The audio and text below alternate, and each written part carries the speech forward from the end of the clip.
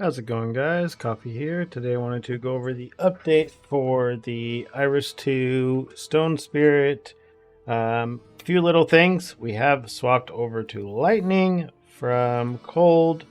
Part of this was just because of the fact that Numbed exists. That's pretty much the only reason why we're doing this. Should be able to squeeze out a little bit of extra damage with Numbed here. Just for the little bit of extra damage, right? So once we can actually get some numbed effect as well, we should be able to get this to be a little bit even higher, even more damage than what we're doing. And when I swapped to this, these slates were a little bit cheaper as well. So I was able to pick up like this regain plus lightning conversion slate here for nothing. You can just get the conversion slates. That's pretty much going to be your focus still, is just get the conversion on these. You do want to ensure you have at least 2 of these life regain nodes here on your slates. This is important to make sure you're able to maintain permanently the ulting form. Other than that, you're pretty much just stacking your spirit levels and your minion levels as you can. And everywhere else, you can, these 18% additional regen speed slates has been helpful, just to ensure that I can sustain a little bit longer in between packs, since most everything we do have is based on regain, and instead of just regen. So another little thing we did kind of come across here is if you look under battle here, if you are playing on your phone, you do want to disable auto aim. Same thing if you do end up moving Dazzling Bloom to where you are running it on a activation medium. You want to turn off auto aim for all these. And then you do want to put auto channel on your Rock Magus here, the Shattered Stone Rock Blast skill. Because what this means is, or what I did notice at least is, so this is your channeled ability. It shouldn't really do anything special. It shouldn't even really be working, but I did notice that when I was actually starting this channel, before I was jumping, this channel was still staying active and doing its own things. So I don't know if it's just because there's like the bird things that are around, and I was just getting to this scenario where these are just staying active, basically, right? But when I was testing it, it was dealing more damage. So this is kind of where we're at with this. What we have here, we're sitting somewhere around 4 billion or so. And yeah, that's kind of where we're at with it.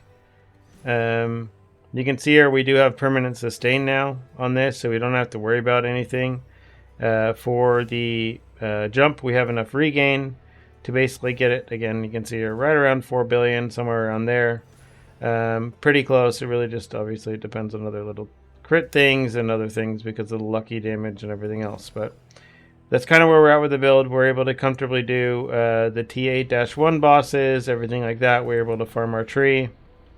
We started doing a little bit of Eterna.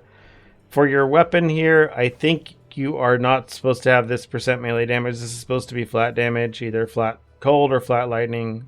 I mean, flat fire, whatever. Any flat, if it's T1, is probably going to be better than this melee damage. You want it to match, obviously, what you're stacking the auras for. But it is what it is. The rest of this is the exact same of what I covered from the video last night. None of that changed.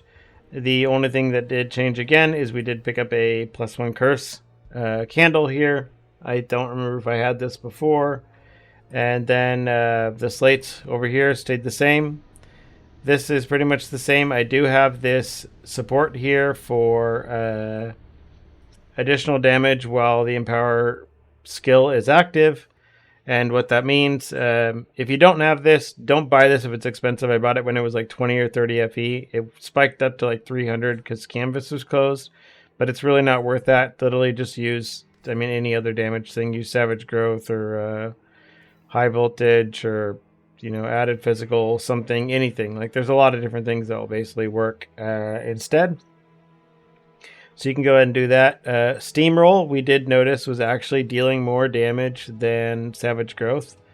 If, the caveat to this is if Steamroll is going to be better if you are running and you are actually at 300 growth. So I'm at 301 growth, which is important because it does get my pets into stage 3. In order to do that, again, I did have to get a 31 roll on the Spirit Magi here, and then I do have the pet here for this base 60 growth. So that's important.